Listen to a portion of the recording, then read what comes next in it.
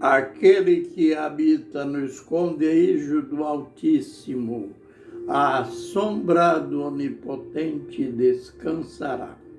Direi do Senhor, Ele é o meu Deus, o meu refúgio, a minha fortaleza, o meu Deus em quem confio.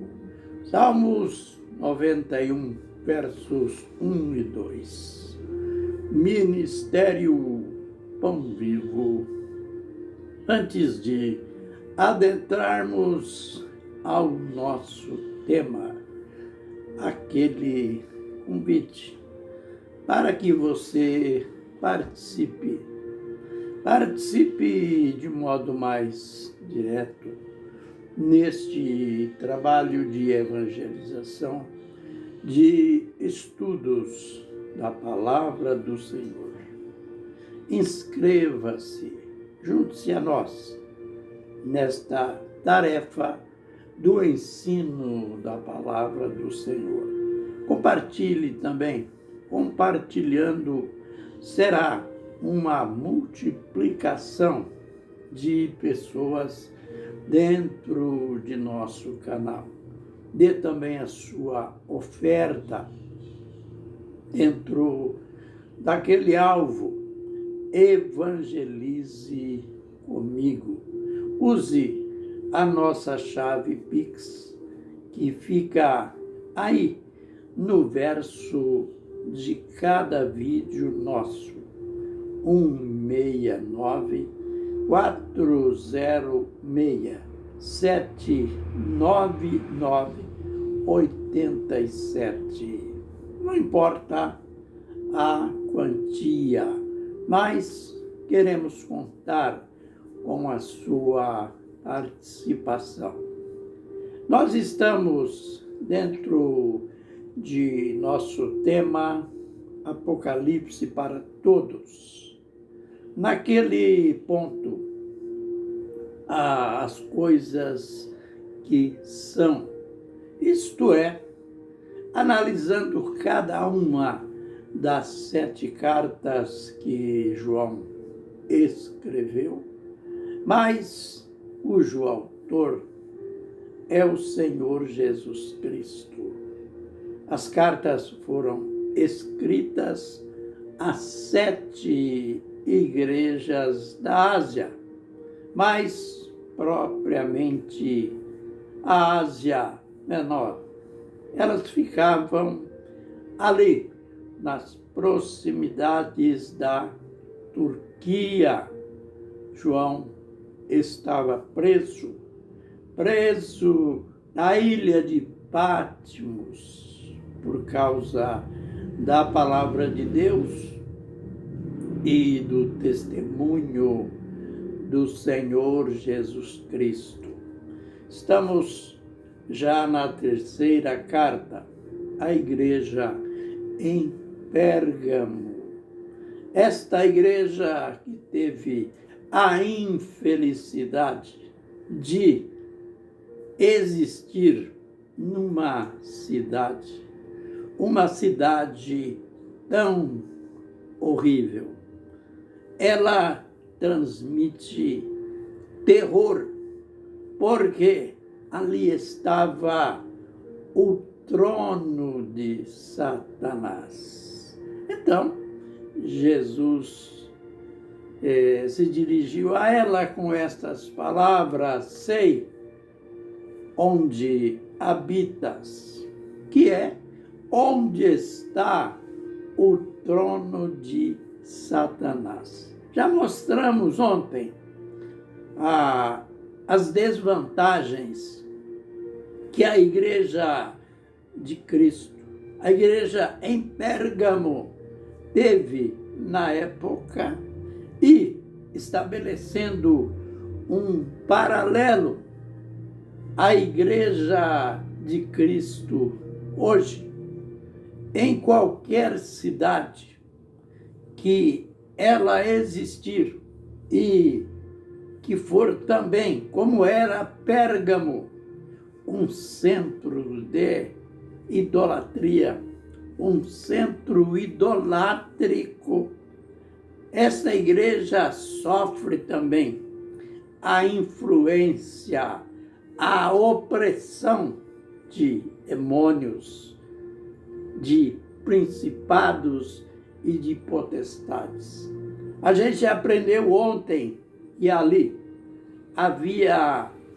era um centro religioso, existia aquele templo em adoração a Zeus, aquele que era o Deus com letra minúscula, o Deus dos gregos. E os romanos receberam como herança esta base idolátrica. E ali, além desse Deus que era adorado de maneira frenética, tinha também o Deus Esculápio, que era o chamado Deus da saúde. Por isso que até hoje alguns produtos, medicamentos, ou alguns medicamentos, algo que se refere à saúde, a hospitais, tem esta serpente.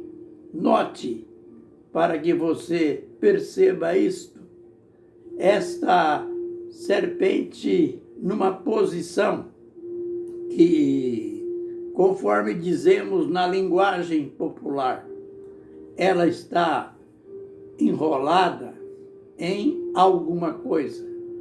Então, este Deus tinha a função, esse ídolo, esta imagem, tinha a função de proteger o povo na saúde contra enfermidades, e o comentário era que o mesmo fazia sinais e milagres, curas portentosas, e para lá concorriam as multidões, porque você sabe que até hoje o grande chamarisco na vida da maioria dos religiosos são sinais, são maravilhas. Não que a gente seja contra sinais, contra milagres, os apóstolos também. Aliás, começando de Jesus. Jesus operava grandes sinais, grandes prodígios. Aqueles sinais miraculosos, verdadeiros. Não era nada de simulação, como existe hoje. Não era nada de falso, como acontecia lá em Pérgamo. E os apóstolos continuaram na mesma linha. Mas Jesus teve um tempo que ele quis fazer, aliás, deu uma lição para eles, que serve para nós. Ele estabeleceu uma linha de equilíbrio. Lembram quando ele multiplicou os pães, que aquilo provocou um impacto entre o povo, que o povo, mesmo numa hora inconveniente, passou de um lado do lago para o outro, porque Jesus tinha ido para lá. Partiram em busca de Jesus.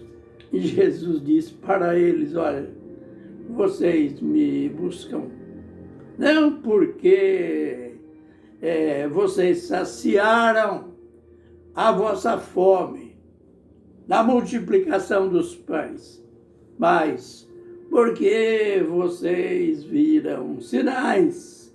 E ele disse: trabalhai, não pelo pão que perece, mas pelo pão que permanece para a vida eterna. o que Jesus sempre nos ensinou e nos ensina é que nós não percamos Ele de vista. A base de nossa fé é o Senhor Jesus Cristo. Deve ser sempre o Senhor Jesus Cristo. Lembre o que Pedro disse lá após o Pentecoste, quando Deus o usou para fazer um dos primeiros milagres. Ele disse, por quê? Debaixo do céu, nenhum outro nome há dado pelo qual devamos ser salvos. Isto é, o nome do Senhor Jesus Cristo. Mas Pérgamo estava enfrentando esta oposição. Este espírito, este principado tão maldito que nós veremos em vídeos posteriores, que chegaram a assassinar o líder, que era um líder conceituado, abençoado da igreja em Pérgamo, o Antipas. Jesus falou o nome dele e disse: este que é a minha testemunha fiel e verdadeira. Concluindo, vamos firmar-nos no Senhor. Vamos fazer com que a proteção do nome dele, do sangue dele, esteja sobre nós, livrando-nos de principados, de potestades e nos arraigando mais e mais as nossas raízes espirituais no Senhor Jesus Cristo. Amém e amém.